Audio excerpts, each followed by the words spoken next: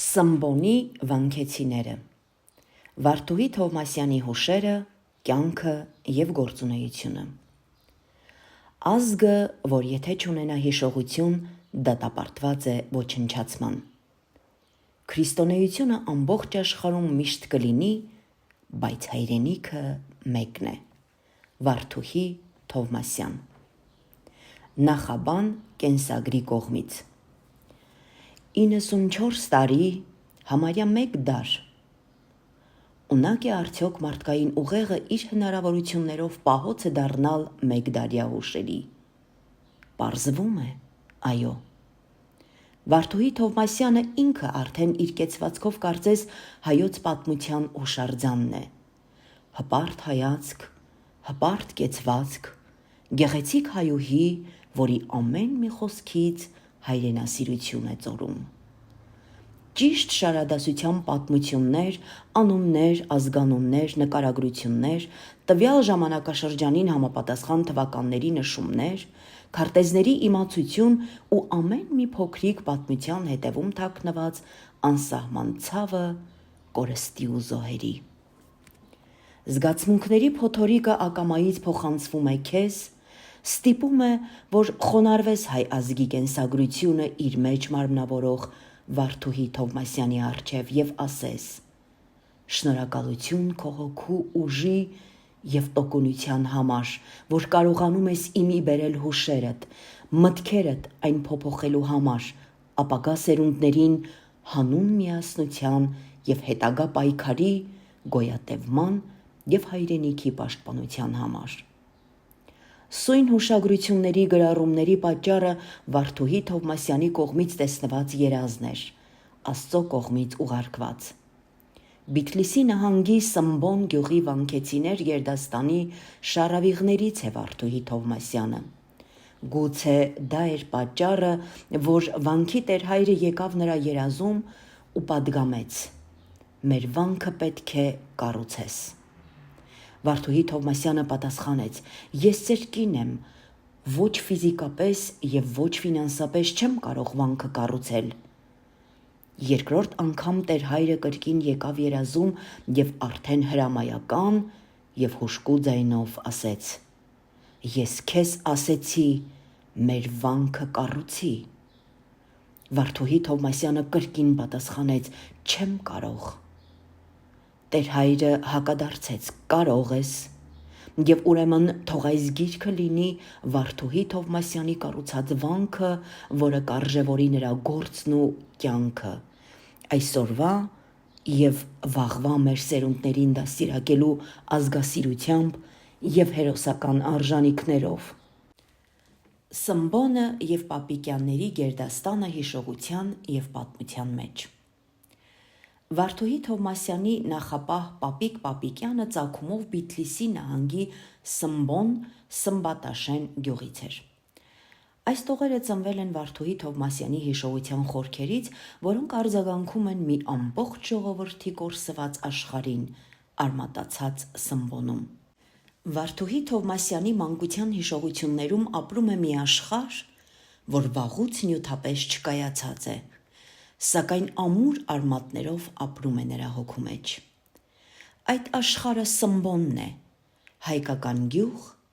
որի հիշատակն ու պատմական պատկանելությունը ժամանակի ընթացքում տարաբնույթ մեկնաբանությունների առարկա է եղել։ Ըստ ընտանեկան փոխանցվող հուշերի, Սմբոնը կամ Սմբատաշենը գտնվել է Բիթլիսի նահանգում, սակայն ժամանակակից ուսումնասիրությունների հիման վրա այսօր պարզ է դառնում, որ Սմբոնը գտնվել է Վանի նահանգի Կարճկանի գավառի Կեցանի ենթաշրջանում։ Վարդուհի Թովմասյանը միշտ հպարտությամբ ընդգծել է, որ ինքն Բիթլիսից է, և այդ համոզումը հաստատում էր նաև նրա սկեսրայր Խաչիկ Սահակյանը։ Այդ պատճառով մենք էլ Վարդուհի Թովմասյանին դիտարկում ենք որպես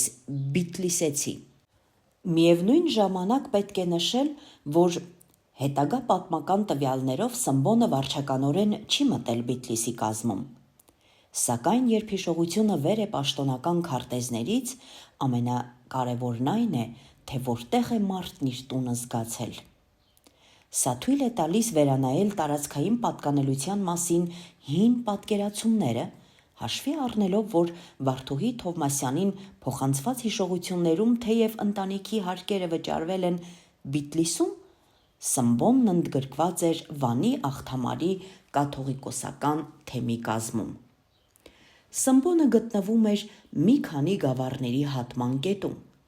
այս տեղագրական առանձնահատկությունը դարձնելով այն թե վարչական և թե մշակութային խաչմերուկ։ Գյուղը հայտնի էր իր եկեղեցով, Սմբատաշեն Սուրբ Աստվածածին վանքով, տարածքում հայտնի նաև որպես կեցնավանք, որը որոշ աղբյուրներում նույնականացվում է Սուրբ հրեշտակապետած վանքին։ Այս հուշապատումի և փաստագրության միախառնության նպատակն է վկայել ոչ միայն Սմբոնի, որպես մի ժամանակ ծաղկուն ու զուտ հայաբնակ համայնքի,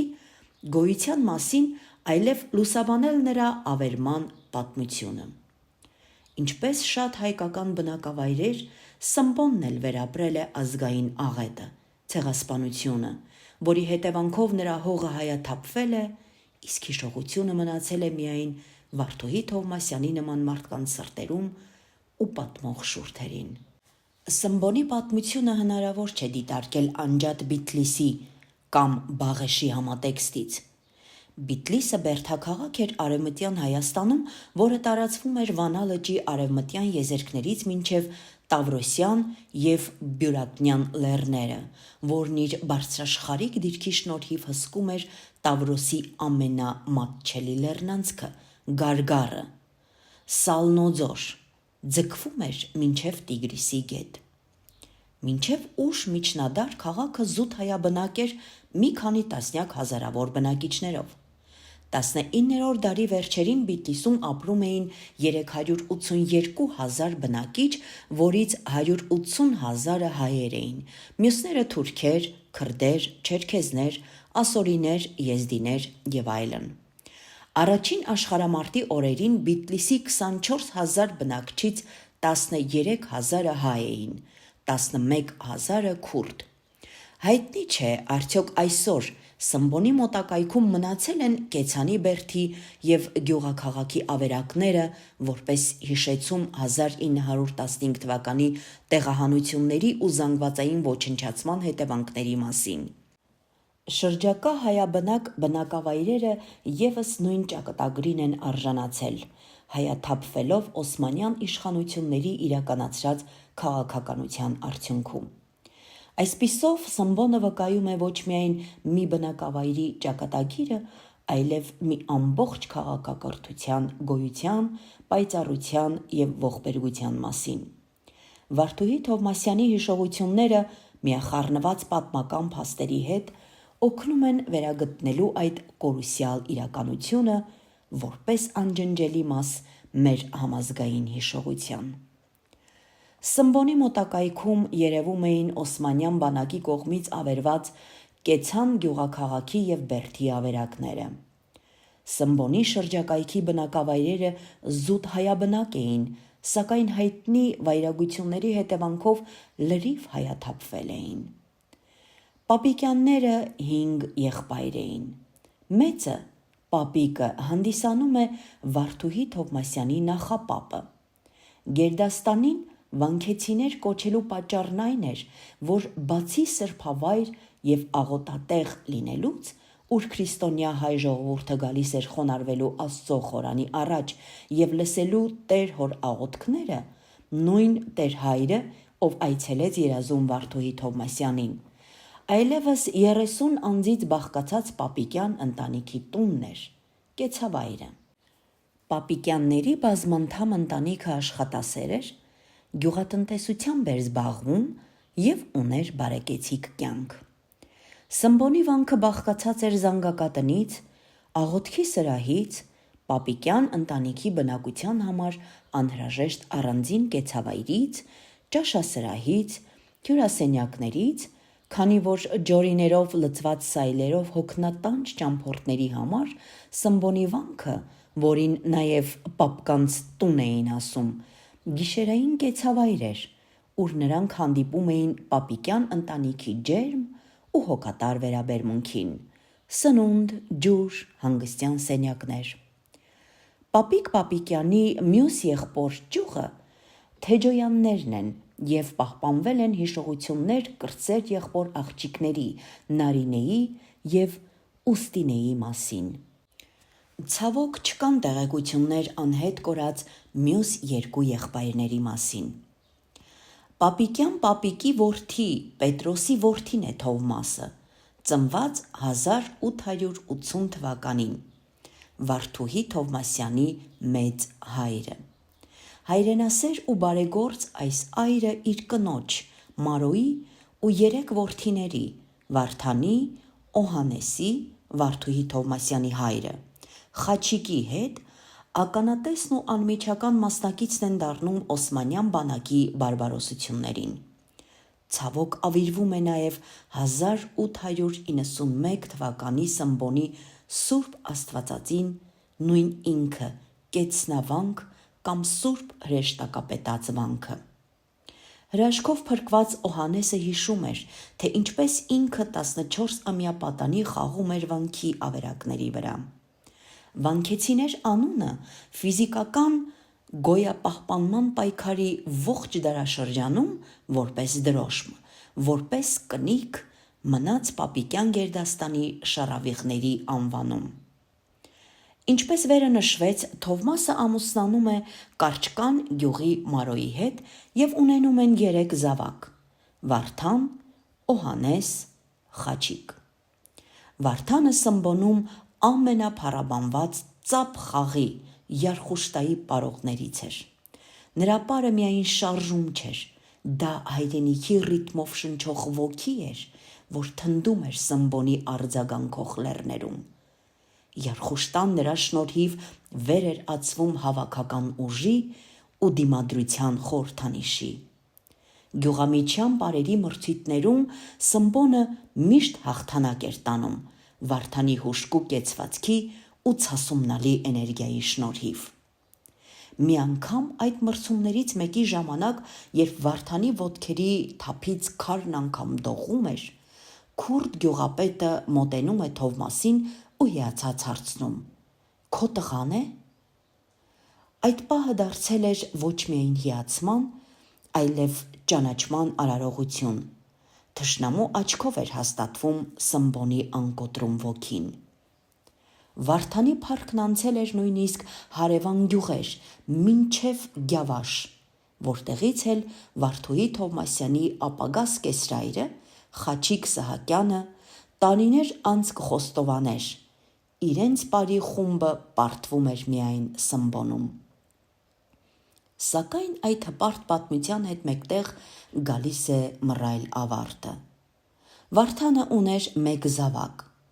Կինը հղի էր երկրորդով, երբ վրա հասավ օրհասական 1915-ի արհավիրքը։ Նա սպանվեց, իսկ մայրը Մարոն, հղի կինը և փոքրիկ զավակը թուրք հրոսակների կողմից նետվեցին Տիգրիս գետը։ Անհետ կորավ նաև Թովմասի կրտսեր որդի Խաչիկը։ Սմբոնի պարերի արձագանքը լռեց, բայց նրանց ոգին շարունակում է թնդալ հիշողության խորքերում, ինչպես Յարխուշտայի վերջին անկոտրում հարված լեռներում։ Ճանապարհ մահվան միջով դեպի կյանք։ Սկսվել էր հարկադրված գաղթը։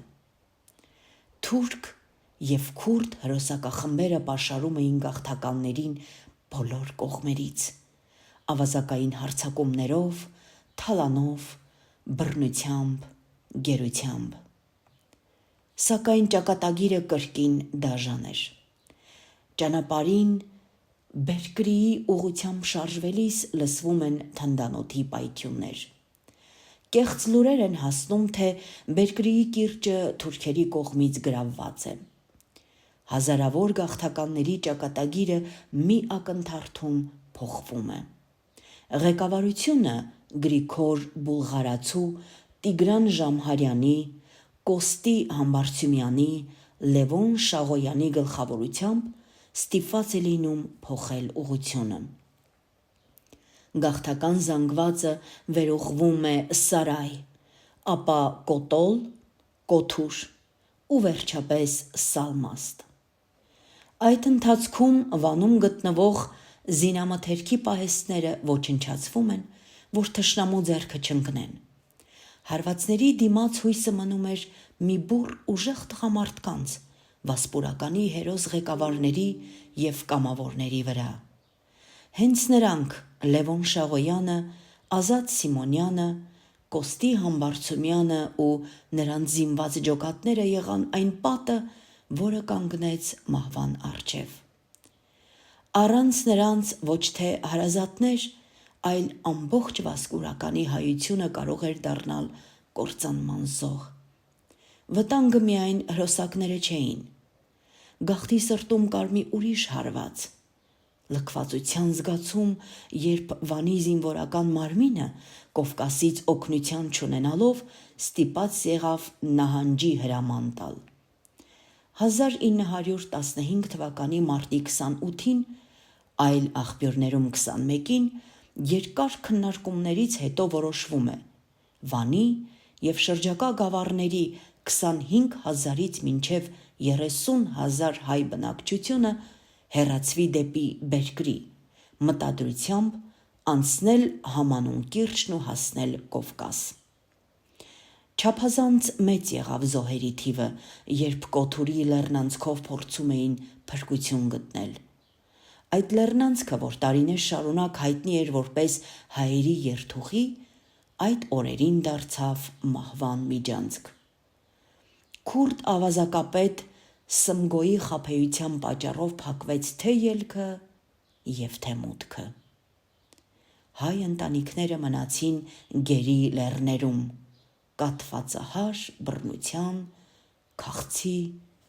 ու հուսահատության մեջ։ Եվ այդ անհնարինության միջից, կյանքի չխոստացող տարածությունից հրաշքով փրկվեց Վարդուհի Թովմասյանի հայրը, 14-ամյա Օհանեսը։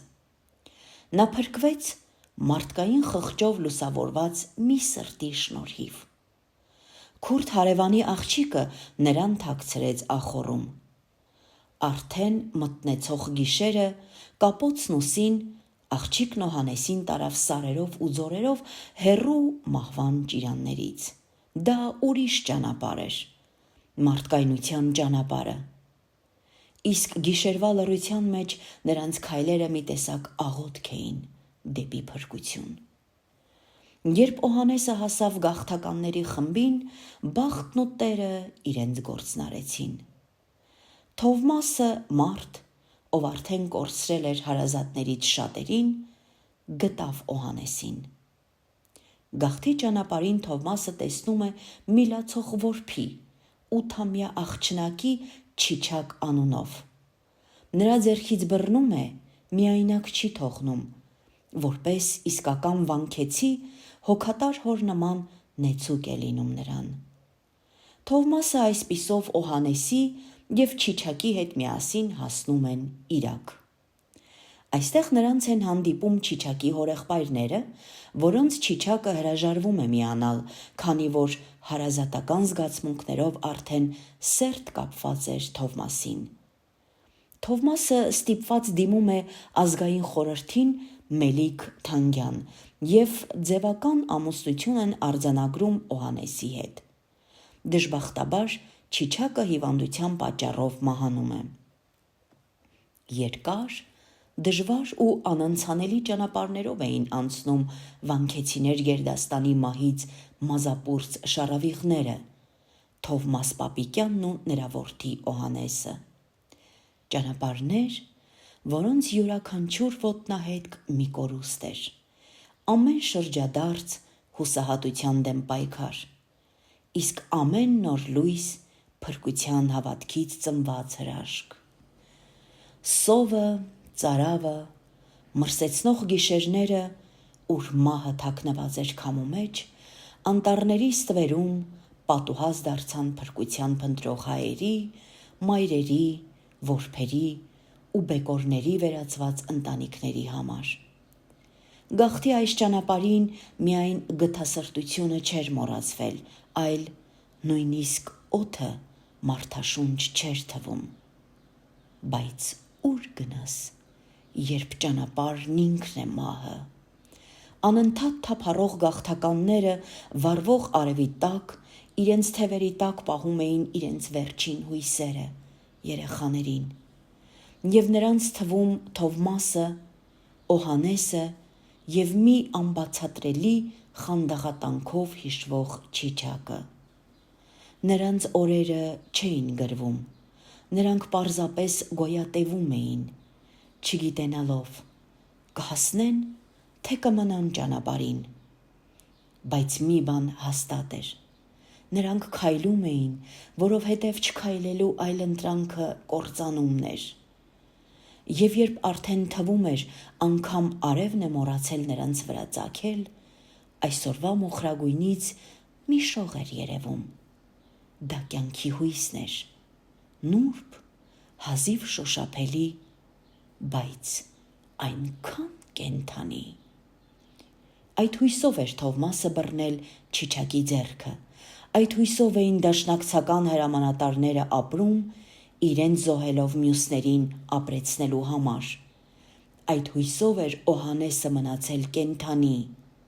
Պատահական չէ, որ նրա մազապուրծ գոյությունը պիտի դառնար շարունակվող կյանքի սկիզբ։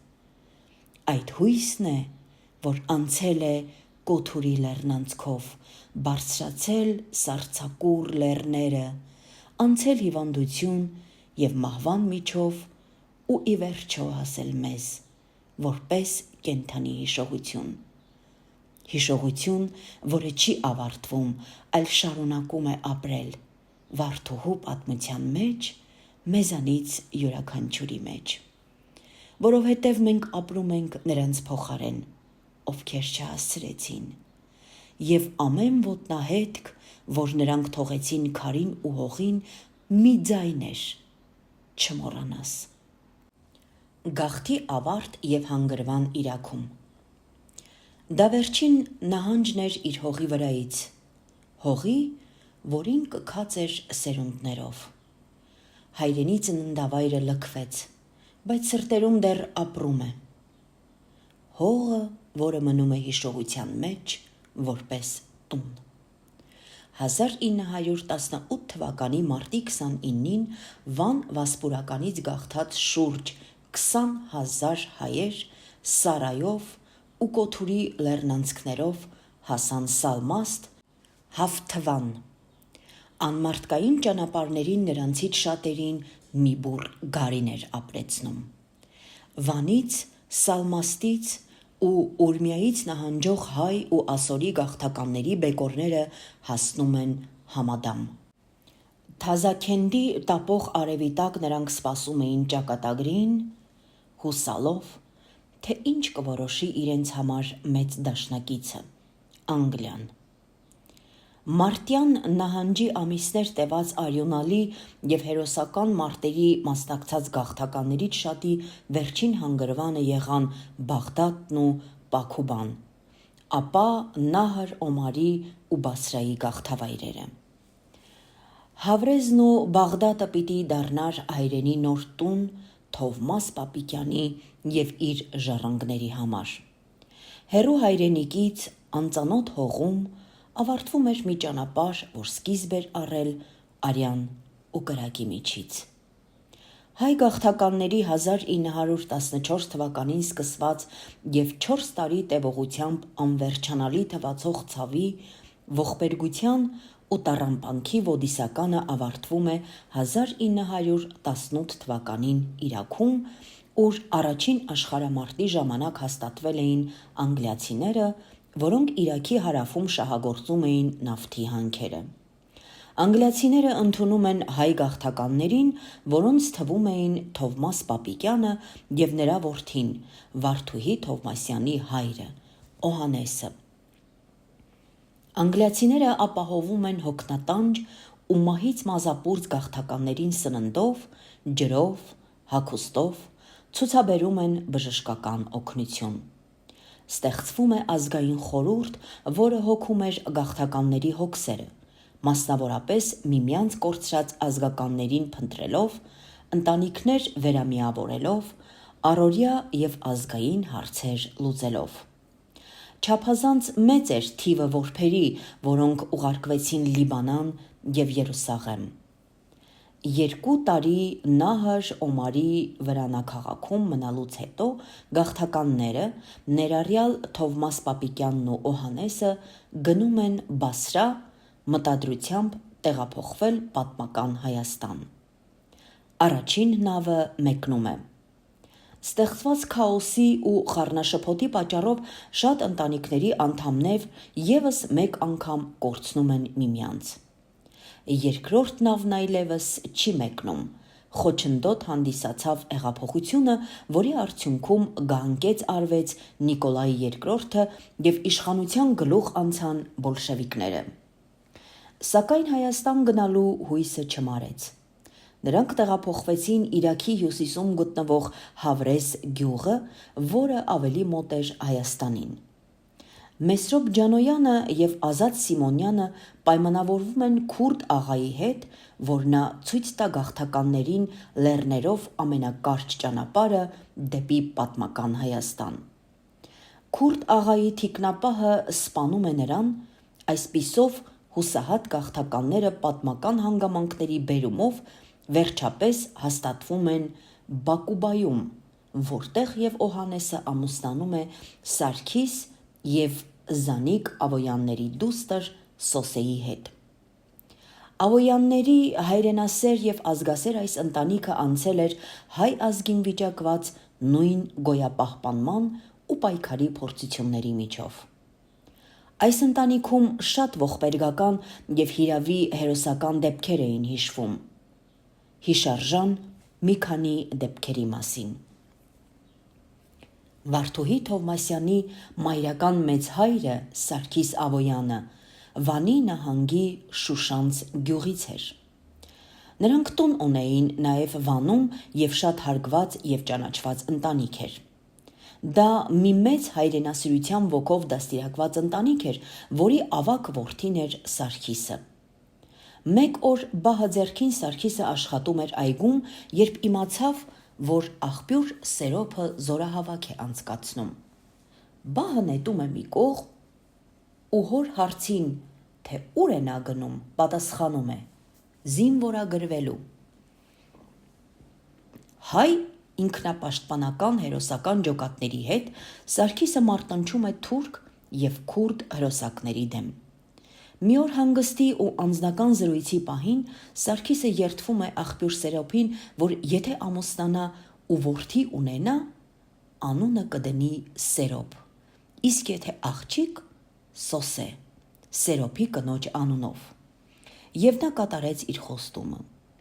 Թուրք հրոսակներին հաջողվեց բռնել Սարգսին։ Նրան գլխիվայր կախեցին և խոշտանգեցին, որպեսզի իմանան լեռներում ֆիդայիների թաքստոցի վայրը։ Հայ քաջազուն Սարգիսը լռեց։ Բարբարոսները, կարծելով նա մահացել է, հեռացան։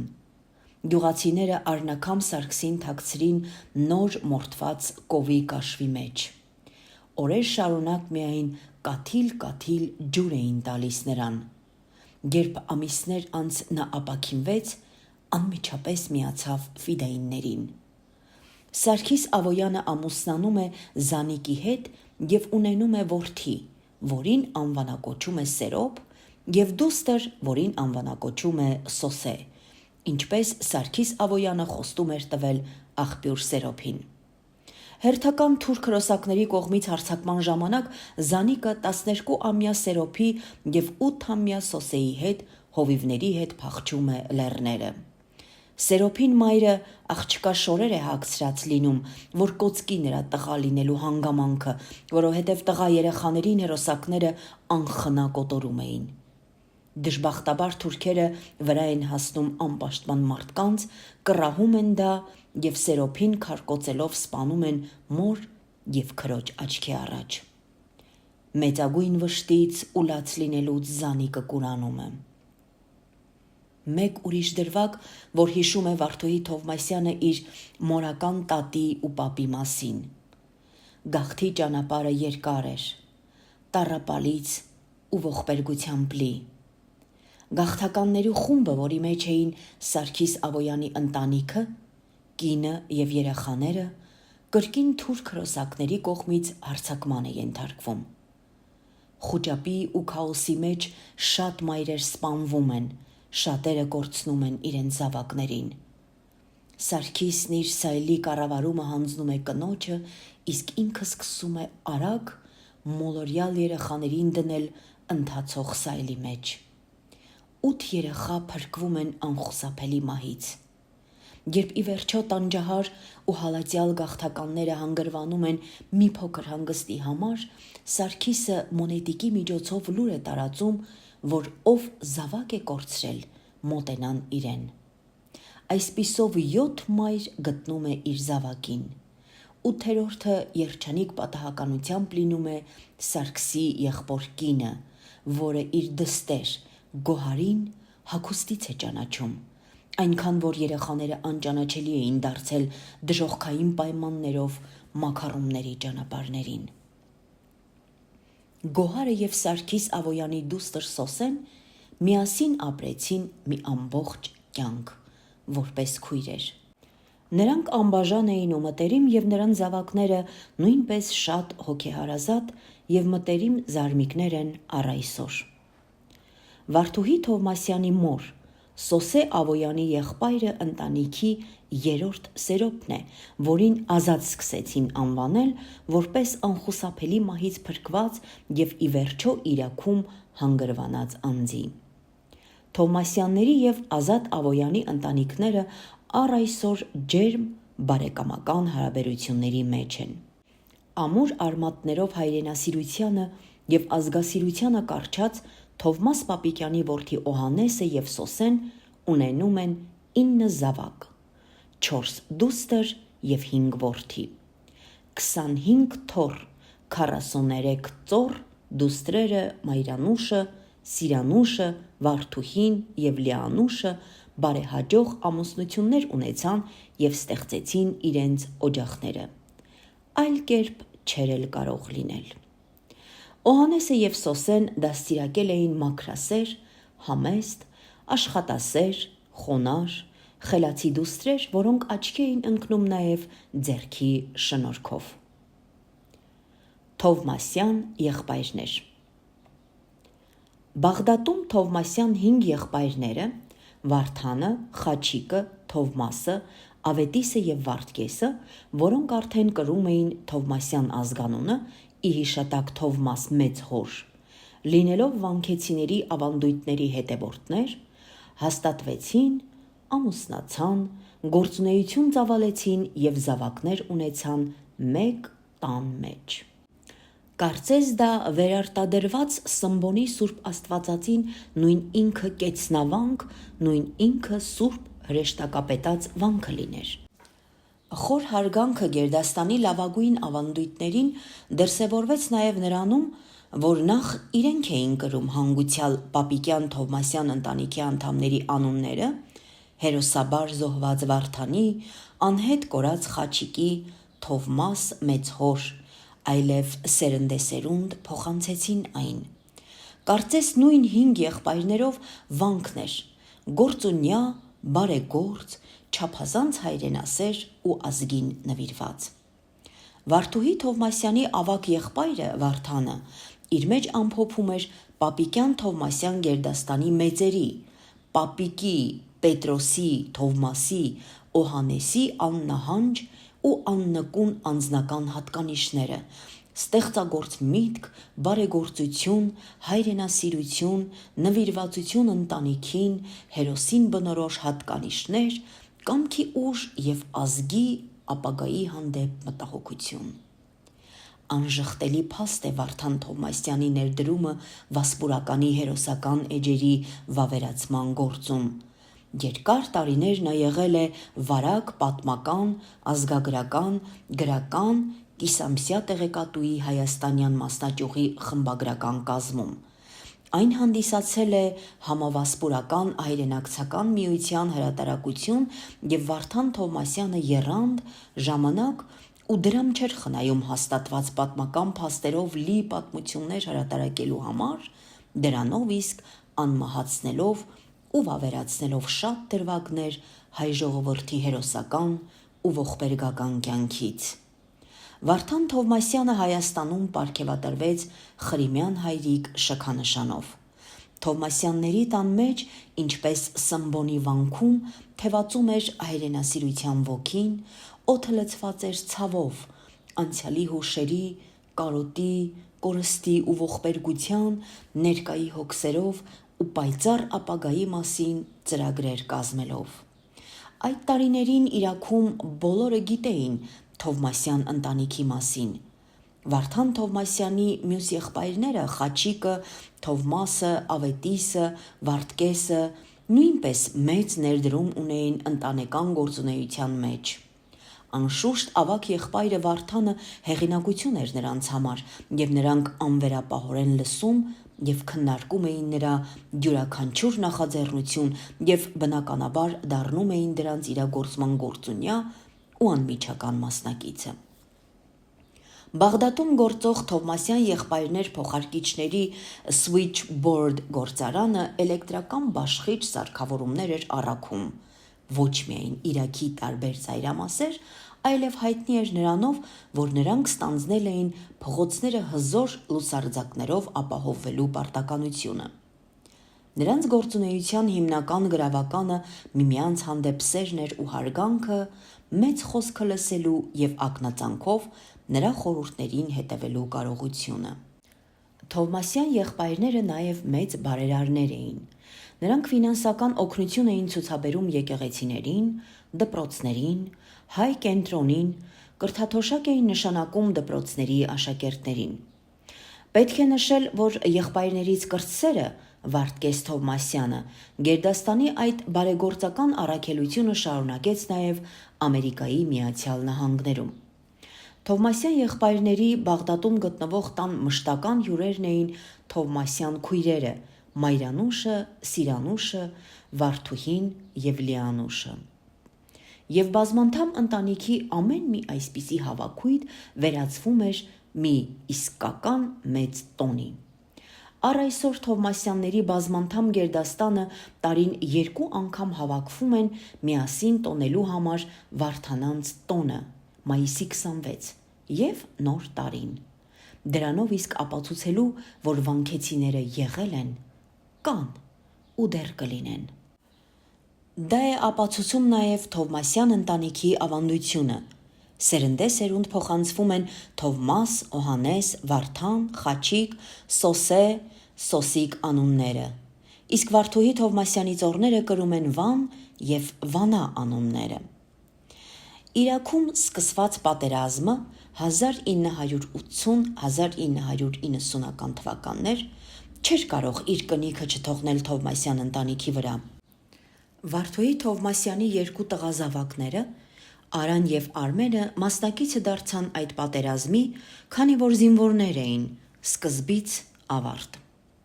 Պատերազմից հետո Պապիկյան Թովմասյան գերդաստանի շառավիղները հայտնվեցին աշխարհի տարբեր երկրներում։ Վարդուհի Թովմասյանի ծնված 1931 թվականին կյանքն ու գործունեությունը։ Ազգանվեր ու հայրենասեր գերդաստանի շառավիղներից մեկն է Վարդուհի Թովմասյանը, Օհանես Թովմասյանի և Սոսե Ավոյանի դուստրը։ Մանկահասակ աղջնակ Վարդուհին մեծացավ, իր Թովմաս մեծհոր տուն այցելող բազմաթիվ հերոս այրերի զրույցներն ու պատմությունները ունկնդրելով։ Սակայն լսելը բավ չէր։ Իր վառ երևակայության շնորհիվ նա մտովի տեղափոխվում էր Սմբոն, ապրում էր նրանց զգացածն ու ապրածը։ Այդ սուրբ և մասունք դարձած հիշողությունները նա դրոշմում էր իր ուղեղում երբեք չմոռանալու համար։ Այդ պատմությունները իրենց մեջ ներառում էին փաստեր հայ ժողովրդի տոկունության, ուժի ու հերոսական պայքարի մասին։ Դրոշմում էր, որ հետո փոխանցի իր զավակներին՝ Լալային, Արային, Արմենին, Սիլվային։ Դաստիարակեր նրանց հայրենասիրության ու ազգասիրության ոգով։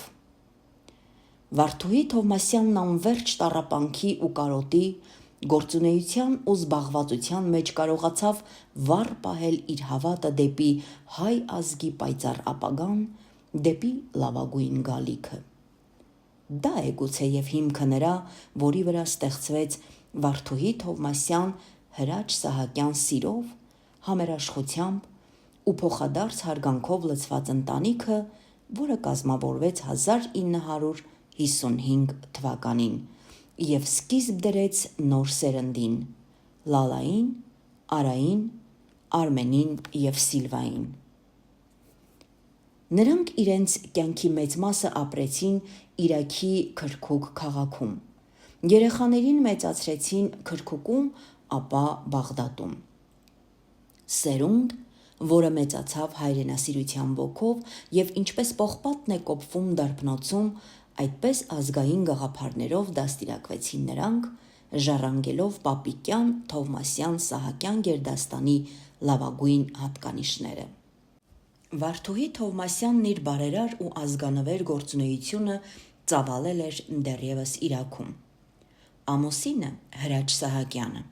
մեծ սեր ու հարգանք ուներ իր կնոջ հանդեպ, ըմբռնումով էր մոտենում նրա ամեն մի նախաձեռնությանը, բնականաբար ինքն էլ դառնալով դրանց անմիջական մասնակիցը։ Նրանք իրենց հովանավորության տակ էին վերցրել ցեղասպանությունը վերապրած Դյուզալ և Գրիգոր Հովհաննիսյանների կարիքավոր ընտանիքը, որոնք զավակներ չունեին։ Այդ ընտանիքի հետ ապրում էր ազգային իշխանության անդամ Հարություն Կուկունյանը, որը Հովհաննիսյանների մահից հետո ինքն էլ խնամքի ու կացարանի կարիք ուներ։ Բնականաբար Վարդուհի Թովմասյանը և Հրաչ Սահակյանը նրանց համարում էին իրենց ընտանիքի անդամները։ Պետք է նշել, որ բոլոր կարևոր տաղավար տոներին նրանց մասնակցությունը պատվավոր տեղում էր, և արդեն Հովհաննիսյանների մահից հետո Հարություն Կուկունյանը տեղափոխվեց նրանց տուն, իսկ ազգանվեր այս հերոսի պատմությունների ու խորհուրդների ներքո մեծանում էին նրանց զավակները։ Հովհաննիսյանների և Հ. Կուկունյանի հանդեպ որդեգրած սրբազան պարտականությունը նրանք կատարեցին մինչև նրանց վախճանը, պատվով հանձնելով հողին։ Հիշարժան է նրանց այցը Հայաստան 1973 թվականին։ Վարդուհի Թովմասյանը հանգրվանել էր Անի հյուրանոցում։ Լուր է տարածվում, որ կարմիր վերարկու հագած մի կին Իրաքի հայ համայնքից է և ճանաչում է այդ համայնքից շատերին։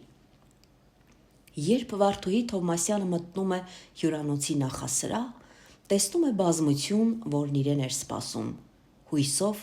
որ նա կարող է ինչ-որ տեղեկություն հաղորդել, որը կարող էր օգնել գտնել իրենց անհետ կորած ընտանիքի անդամներին։ Բնականաբար Վարդուհի Թովմասյանը կարողանում է օգնել շատերին։ Նրա շնորհիվ տարիների ընթացքում հիշողություններում հավաքագրած տվյալները միշտ ծառայել են շատերի կորած ինքնության և հարազատներին գտնելու գործում։ Հայ օգնության միության անդամ Վարդուհի Թովմասյանը 15 տարի Իրաքում եղավ Հայ ազգային ծերանոցի խնամակալական հանձնախմբի անդամ։ Իր գործունեությամբ Վարդուհի Թովմասյանն առաջատար դիրք էր գրավում նաև Իրաքի հայ մշակութային տիկնանց միությունում։ Անկախ կյանքի տարբեր հանգամանքներից ու փոփոխություններից, երեխաներ, ընտանեկան հոգսեր, տեղափոխություններ, Վարդուհի Թովմասյանը միշտ եղել է քաջ, տոկուն, առաջնորդ իր բնավորությամբ։ Վարդուհի Թովմասյանը ԱՄՆ-ում հաստատվելուց հետո երկար տարիներ շարունակել է իր գործունեությունը նաև Փասադենա քաղաքի տարեցների միության մեջ։ 2007 թվականին Վարդուհի Թովմասյանն իբրև զբոսաշրջիկ այցելեց պատմական Հայաստան իր նախնիների հողը տեսնելու ու համբուրելու համար։ Երբ զբոսաշրջիկների խումբը ավտոբուսով անցնում էր Վանի բնակավայրերի մոտով, ամբողջ ընթացքում նրանք լսում էին Վարդուհի Թովմասյանի պատմությունները, ճշգրիտ տեղայնացված հուշերը։ Զբոսավարը հիացել էր նրա գիտելիքներով և պատմական իրադարձությունների հստակ մատուցմամբ։ Ուղևորների մեջ պատմաբան կար, որը խնդրեց մյուս ուղևորությունը Վարդուհի Թովմասյանը մեկնաբանի։ Երբ հասան Վան, զբոսաշրջիկների խմբի մեջ ամուսիններ կային, որոնք ցանկացան իրենց նախնիների գյուղը տեսնել։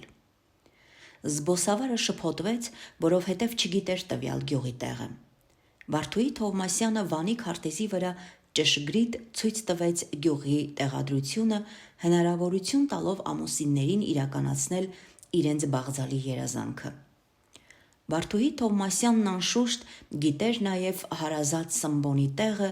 բայց վտանգավոր էր միայնակ այնտեղ մեկնելը։ Վանքեցիների հաջորդ սերունդը կիրագործի նրա այդ նվիրական երազանքը ու հաջորդ սերունդն արդեն կխոնարհվի հինավուրց Սուրբ Աստվածամայր կամ Կեցնավանք, նույն ինքը Սուրբ հրեշտակապետած վանքի, ցավոք, արդեն ավերակների առջև։ Վարդուհի Թովմասյանն այցելեց Արտամետ գյուղ, որը անմիջապես Վան քաղաքի կողքին էր և նշանավոր էր իր անուշաբույր խնձորներով։ Հնում անգամ պատմաբաններն էին իրենց շուրջ թախտի վրա նստած ունկնդիրների համար պատմությունները ավարտում հետևյալ խոսքերով. երկնքից 3 արտամետա խնձոր ընկավ, մեկը պատմողին, մեկը լսողին,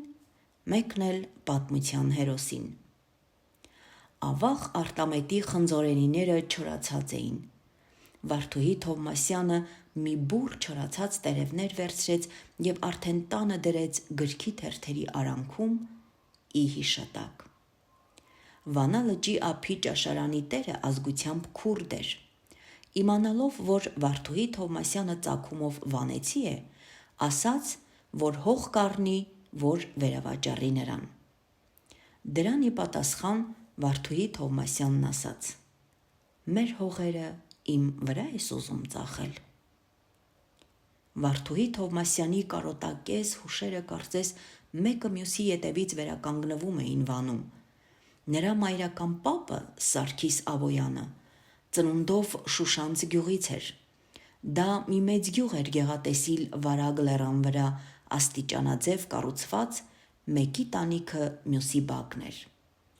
Հնագույն 10-ից 11-րդ դարերում Բզնունիքը պատկանում էր Վասպունականի թագավորությանը։ Թագավորի աղջիկ Շուշանի Պալատ ամրոցը Վարագ լեռան գագաթին էր։ Ջրկիրները քթոցներով էին ջուրը այնտեղ հասցնում լեռան ստորոտ։ Շուշանը խնդրում է արքա հորից աղբյուր գտնի իր ապարանք ամրոցին մոտիկ։ Քանի որ դա ծախսատար աշխատանք էր, հայրը մերժում է։ Շուշանը վաճառում է իր թանկարժեք ապարանջանը և խնդիրը լուծում է ստանում։ Այսպիսով ծնվում է լեգենդը ապարանջան աղբյուրի մասին։ Հայ մեծ բանաստեղծ Հովհաննես Շիրազի «Հիմա ով է ձեզ համբուրում ծովասարից ծաղիկներ» բանաստեղծության մեջ հիշատակում կա ապարանջան աղբյուրի մասին։ Անվանի հայ կոմպոզիտոր Արամ Մերանգորյանի երաժշտության և այդ բանաստեղծության հիման վրա ստեղծվեց գեղեցիկ մի երգ, որը շատ է սիրում Վարդուհի Թովմասյանը։ Այս երգը նրա մեջ մանկության հուշեր են արթնացնում։ Հիմա ով է ձեզ համբերում ծովասարից ծաղիկներ, ինչ որ սկան է ձեզ ցած բերում իմ սիփանիս եղնիկներ։ Վանա ծովիս կղզու վրա ինչպես բիբը աչքի մեջ, կա մեր տաճարն աղթամարա, ուր կաղոթեր մայրս խեղճ։ Ով է խմում համբույրն հիմա ապարանջան աղբյուրիս, աղթամարա վանքիս վրա կա բաց թողած աղավնիս։ Վանա ծովուն չքնաղ ափին աղթամարի հանդիման, մեր գյուղակը տանող ճամփին գերեզմանմը կա անշուք։ Ով կհանգչի այդ հողին տակ հավերժական խավարում, ախ իմ մայրն է, կլսեք դուք, կգամ մայր իմ։ Մեր սարերեն վարդ մանուշակ կբերեմ, քուշիրիմդ զարդարեմ, որ դու հանգչիս հավերժական քո հարազատ հողին մեջ։ Վարդուհի Թովմասյանը 13 տարեկան էր, երբ սկսեց աշխատել 1910 թվականին հիմնադրված Հայ օգնության միությունում ՀՕՄ։ 18 տարեկանից նա անդամագրվել է որպես անդամ հոմին և Հայ հեղափոխական դաշնակցությանը։ Իր զավակներին Արային և Արմենին դաստիարակել է այդ կուսակցության հայրենասեր և ազգանվեր սկզբունքներով։ Արա և Արմեն Սահակյանները նույնպես Հայ հեղափոխական դաշնակցություն կուսակցության անդամներ են։ Գործունեության տարբեր ոլորտներում լինելով, աննահանջ ու անխոնջ հայուհին միշտ առաջնագծում է։ Նա շարունակում է Հայ օգնության միության հետ համագործակցությունը որպես Կալիֆոռնիա նահանգի Ֆասադենա քաղաքի Հայ օգնության միության ՍՕՍԵ մասնաճյուղի վարչության անդամ։ Չնայած իր տարիքին, Վարդուհի Թովմասյանը 76 տարի անձնվեր գործունեություն է ծավալել տարբեր ոլորտներում, բազմիցս պարգևատրվելով Հայ օգնության միության կենտրոնական վարչության կողմից։ Մեծ է Վարդուհի Թովմասյան բարերարի գործունեության ոլորտի աշխարհագրությունը։ Առաջին Արցախյան պատերազմից հետո 1994 թվականին Հայ օգնության միությունը իր անդամների մեծ խումբ ուղարկեց Հայաստան 700 զոհված ազատամարտիկների երեխաների կրթաթոշակ նշանակելու նպատակով։ Այդ պատվիրակության կազմում էր անշուշտ Վարդուհի Թովմասյանը։ Վարդուհի Թովմասյանի հովանավորյալն էր Արևիկ Հարությունյանը, զոհված ազատամարտիկ Արթուր Հարությունյանի դուստրը։ Մինչև այժմ Վարդուհի Թովմասյանի ընտանիքը բարեկամական հարաբերությունների մեջ է Արևիկ Հարությունյանի ընտանիքի հետ, ինչպես մեկ ընտանիքի անդամ։ Իզուր չէ, որ մինչ այսօր Վարդուհի Թովմասյանն Արևիկ Հարությունյանին համարում է իր երրորդ դուստրը, իր բառերով ասած՝ Արևիկ աղջիկս։ Վարդուհի Թովմասյանն իր 90-ամյա հոբելյանին 2021 թվական Հայաստանի Վանաձոր քաղաքում Focus on Children Now կազմակերպության հերթական բարեգործական գործունեության ժամանակ պատիվ ունեցավ ժապավենը կտրելու միջոցով բացումը ազդարարելու համար մանկապարտեզի, որից հայտաղբյուրը Խաղահրապարակը և Պուրակը 90 ծառով իր տարիքին համապատասխան ստեղծվել էին նրա միջոցներով։ Բացման խոսքի ժամանակ Վարդուհի Թովմասյանի կրտսեր դուստրը Սիլվա Սահակյան Նաղաշյանը Focus on Children Now կազմակերպության առաջադեմ ծրագրերի նախաձեռնողներից մեկը ասաց. «Ես չափազանց հպարտ եմ, որ այսպիսի հայրենասեր մորզավակ եմ։ Նա ինձ պատգամել է. հայրենիքը սիրել չի նշանակում գալ, մասնակից լինել խնջույքների և շրջագայել։ Հայրենիքը սիրում են նրան ծառայելով»։ Վարդուհի Թովմասյան հայրենասեր տիկնոջ արժանիքներից է նրա աստվածատուր ձայնը։ Յուրօրինակ երգչուհի և երգահան է տիկին Վարդուհին։ Նրա քաղցր ձայնի մեջ կան տխրության երանգներ, հուզմունք, որի մեջ պատմական Հայաստանի կարոտն է և հիշողությունները։ Դեռ մանկահասակ աղջնակ էր և մոտ 100-ից ավել երգեր գիտեր։ Բավական է մեկ անգամ լսեր, մտապահում էր ընդմիշտ։ Անգամ նրան ձայնը մշակելու համար ցանկանում էին Հայաստան ուղարկել։ Վարդուհի Թովմասյանի ամուսինը Հրաչ Սահակյանը շատ էր սիրում և հարգում նրան, հիանում էր նրա թովիչ ձայնով ու երգեցողությամբ, ինչպես նաև սիրում համտեսել նրա պատրաստած համեղ խորտիկները։ Հրաչ Սահակյանը Վարդուհի Թովմասյանի գործունեության, ձայնի, երգեցողության և համով ձեռքի ամենամեծ երկրպագուն էր։ 1970 թվականին Հայաստանում գտնվելու ժամանակ յուրաքանչյուր հավաքույթի մեծ սեղանի շուրջ հավաքված հյուրերը համտեսում էին նրա ձեռքով պատրաստած ուտելիքները և վայելում երգեցողությունը։ Վարդուհուն երգել խնդրում էր ամուսինը՝ Հրաչ Սահակյանը, որը միշտ հպարտացել է իր սիրելի կնոջով։ Արմենակ Շահմուրադյանի և Հովհաննես Բադալյանի երգեցողությամբ հմայված Վարդուհի Թովմասյանը երազում էր երգելու մասին։ Նրանց երգեցողությունն էր, որ նրա հոգին սկսեց խոսել երաժշտությամբ։ Վարդուհի Թովմասյանի երգերն ու ձայնը տարիների ընթացքում դարձել են մի ամբողջ աշխարհ, հոգուց ելնող ու սրտերին դիպչող։ Հայրենասիրական,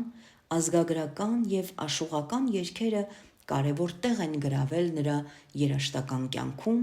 միահյուսվելով նրա առօրյային։ Վարդուհու տանը երգը միշտ հնչել է, խոհանոցից մինչև ամենօրյա գործեր։ Նրա կյանքի ամեն պահ մի մեղեդի ուներ։ Ինչպես սիրում է ասել դուստրը Սիլվան, մայրիկի պատրաստած ուտեստները համով էին ոչ միայն համեմունքներով, այլ նաև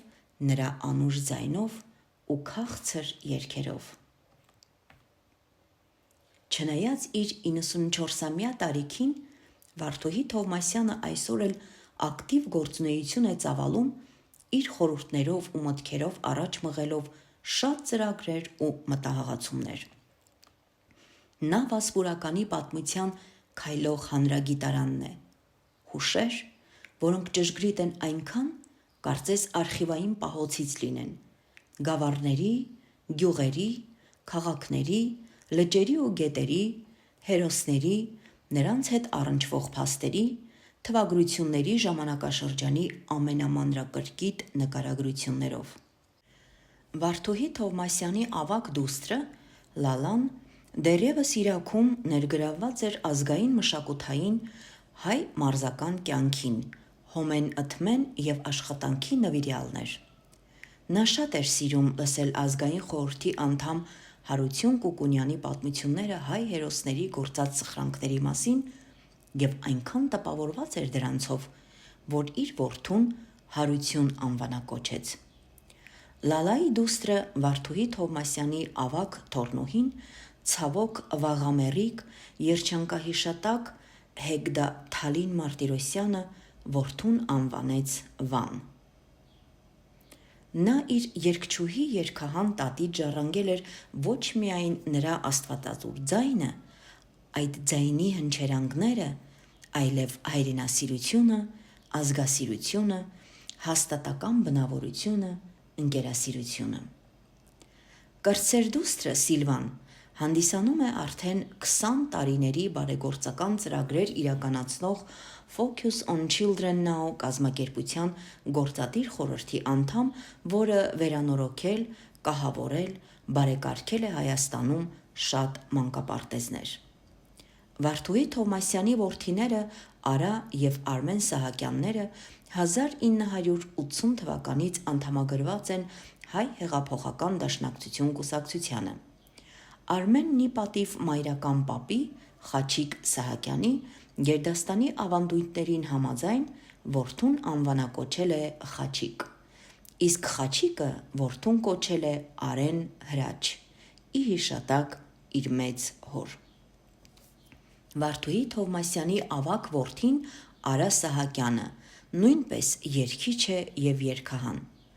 Արա Սահակյանի երգերը մեր նորօրյա հերոսների մասին են։ Հունգարիայում ադրբեջանցի Ստահակի կողմից կացնահարված հայ սպա Գուրգեն Մարգարյանին նվիրված նրա երգի տողերն են։ Այսինչ դաժան աղետ պատահեց, ձեռագիրը դարերի նորից կրկնվեց, թուրքը նորից արցունք պատճառեց հային, նրա ձեռքի զենքը դարձնելով կացին։ Արա Սահակյանը փոքրիկ տղա էր և երգում էր անգլերենով սիրո մասին։ Վարդուհի Թովմասյանը նրան խորհուրդ տվեց երգել հայերենով, հայրենիքի սիրո մասին։ Թիկունքդ լայն, թևերդ ուժգին, կռնակդ ամուր, պինդ պողպատ, սիրել գիտես, կռվել չգիտես դու անզգա երիտասարդ։ Ամոթ քեզի, հազար ամոթ, որ զենք չունես քո ձեռքին, քո եղբայրը կռվի դաշտում, տապալում է թշնամուն։ Ձեռքդ տուր ինձ, երդվենք այստեղ, թողնենք փառքը աշխարհին, գնանք կռվենք առյուծաբար, ի սեր տանջված հայազգի։ Վերջաբան։